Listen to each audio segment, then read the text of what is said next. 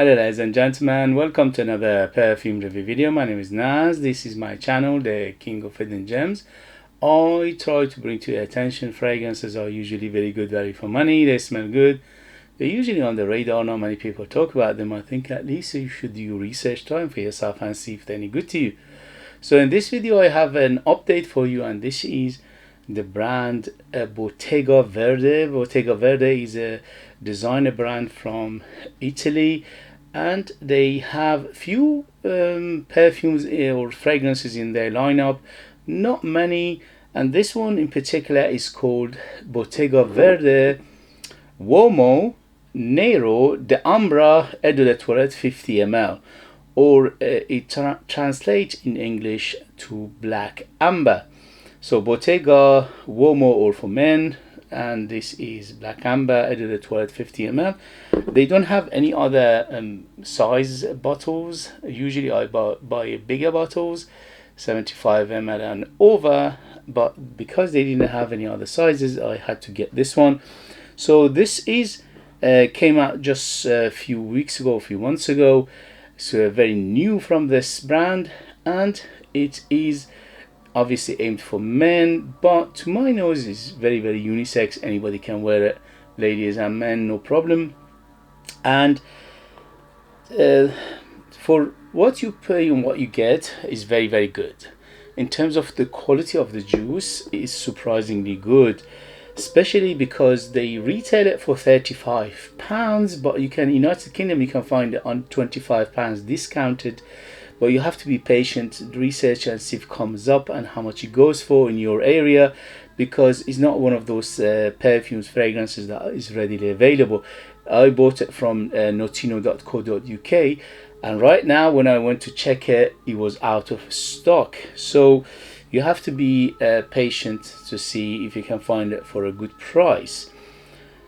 The ratio for what I paid and what I get is very good. The quality is there, so it's not a cheap quality, it's not harsh, it's not chemical, it's not a synthetic. Obviously for this price point you expect synthetic elements in here, but they masked it very well, and the naturals are quite strongly in here. So let me read you the ingredients and we take it from there. But before I do that, this fragrance reminds me of one particular fragrance, but with a difference. So it's not a one-to-one, it's not a copy, it's not inspired, but it's in the same category of fragrance, the one I'm going to mention. And that fragrance is quite a well-known fragrance for summer, very famous, and that is Paco Rabanne Invictus Aqua. There are many elements in here that it reminds me of Invictus Aqua by Paco Rabanne, but this is a mature version of it, more sophisticated, more classier version of it. So Invictus Aqua by Paco Rabanne is a little bit on the juvenile side, it's a little bit on the young side. This one is like a mature version of it, more classier version of it.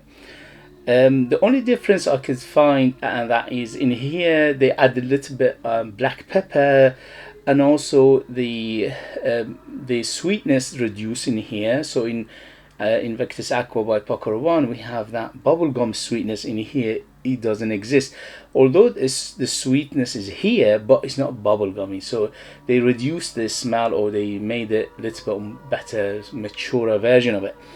So that's the only two difference I could find, but majority of this fragrance is very similar to Invictus Aqua. I would say around 60-70% similarity between this and Invictus Aqua by Paco Rabanne. So just to put you in the right direction, in the right mind, to give you right mental picture how it smells, the smell is going to be. So if you like Paco Rabanne by Invictus Aqua by Paco Rabanne, you like this. If you don't like that one, probably you won't like this. But as I said, this is more sophisticated, mature, better blended, better quality version of Paco Rabanne Invictus Aqua. So let me read you the ingredients and we'll take it from there. So on top we have lemon, tangerine, apple and pepper. In the mid we have water notes, lavender, pink pepper, watermelon and birch leaf. In the base we have caramel, precious woods, patchouli, musk. So the note breakdown, although it makes sense, but I get a few things that is not mentioned in here. I will mention it in a minute. So it opens up very, very citrusy, very happy, very fruity. Watermelon is there, the lemon is there, the melon is there. Very, very watery and very, very happy and very bright and very fruity and very sweet. The sweetness here from 0 to 10, 10 being the sweetest, around 6 to 7.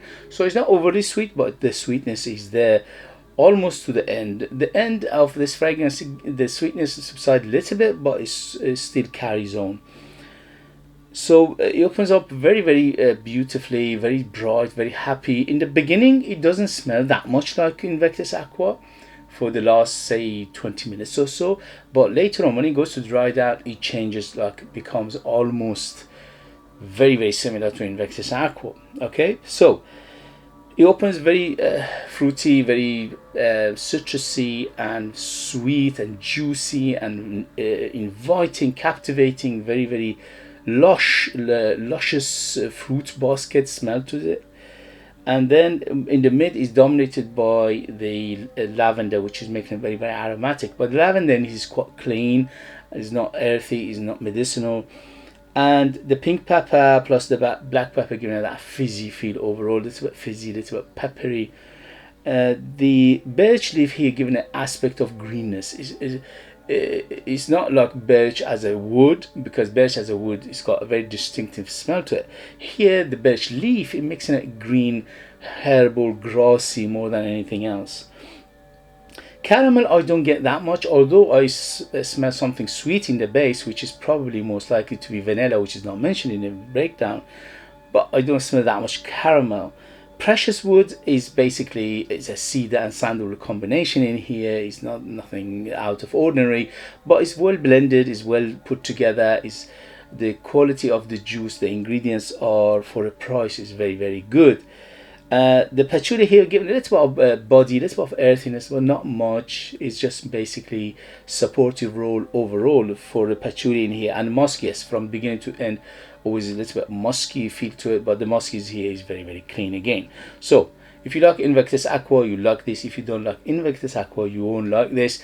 Although this is a better version of it, at least to my nose, for my experience, for my taste, for my age, this is a better blended. Is more acceptable in terms of the sweetness of it. It's not bubblegummy, and also is a little bit on the pepperier side than Invictus Aqua. And overall, this is classier, better blended, better perfumery. The ingredients is comparable to Invictus Aqua, so it is a good ingredients in here as well. Overall, I absolutely enjoyed it. Very, very nice. If you like this kind of fragrances, to me, this is a no-brainer. The only thing is, if you can find it, it's quite hard to find. But for me, this is a beautiful fragrance for summer, for going out, for evening.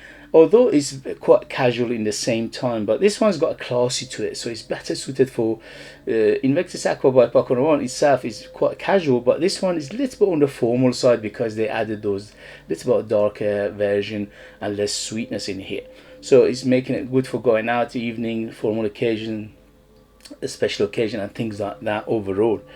Very, very nice, very well blended, very well put together. Ingredients is very good for a price. The performance is moderate. On my skin went something like 4 to 5 hours with 10 sprays. And in terms of projection, I got an arm length of projection for 1 hour, and after that slowly will subside. But you always have a medium bubble, medium cloud, and a medium bubble around you. In terms of on t-shirt went up to 8 hours easy, because the next day I could still smell it a little bit on the t-shirt.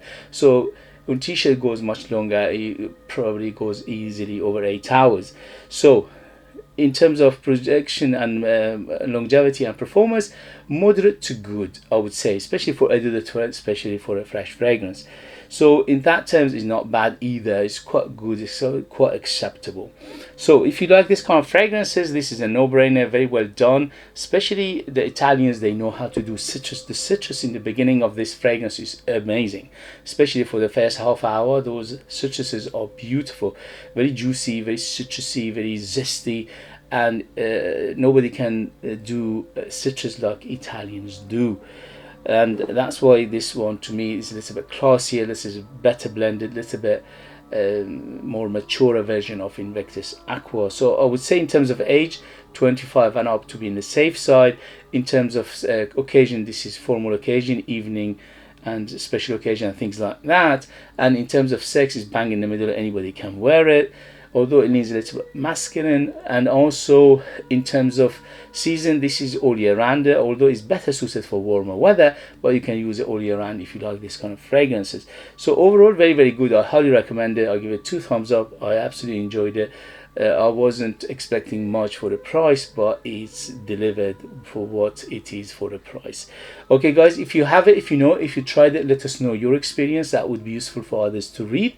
If you like what I do, if you find it useful, informative, valuable, or entertaining, don't forget to hit those buttons. This way you help me, encourage me, motivate me to bring you fragrances like this in future that nobody else is talking about. They're amazing value for money, they smell great, and they are hidden gems, and this one is definitely a hidden gem. If you want to purchase one of my own perfumes and support me that way and get something very beautiful in return, you could do that. I leave them in the link, but you need to live in the United Kingdom in order to do so. I'm the perfumer, I'm the artist, I'm the worker. So there are true handmade perfumes just for you lucky people in the United Kingdom. They're out of this world, super artistic, ultra beast mode, 100% natural, and their ingredients is one of the best ingredients in the world. Yes, because it comes from my own country, Iran, Persia. That's what they call the scent of Persia. And there are 20 of them in my lineup. They're all different from each other. They're all unique. They're all artistic. They're all very, very mysterious perfumes. And I leave them in the link. If you want to invite me to a coffee, you could do that as well. I appreciate it very much. Thank you very much. As always, see you later. Bye, bye, bye.